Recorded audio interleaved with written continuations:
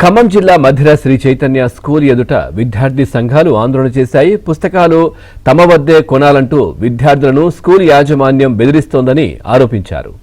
ఇక ఫీజుల భారంతో పాటు పుస్తకాల ధరలు అధికంగా ఉండడంతో తల్లిదండ్రులు మోయలేని భారాన్ని మోస్తున్నారని ఆవేదన వ్యక్తం చేస్తున్నారు. వెంటనే స్పందించిన అధికారులు పాఠ్యపుస్తకాల గోడౌన్ను సీజ్ చేశారు.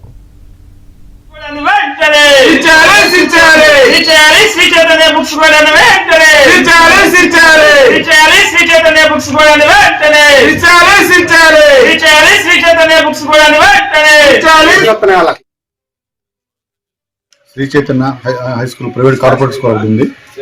ఈ స్కూల్ వాళ్ళు ఆ స్కూల్ దగ్గరలో గల ఇంటి దగ్గరలో ఒక 3 గదుల్లో అక్రమంగా టెక్స్ట్ బుక్స్, నోట్ బుక్స్ భారీ ఎత్తున నిల్వ చేసి వాటిని అధిక రేట్లకి విద్యార్థులకి విక్రయించడం జరుగుతుంది.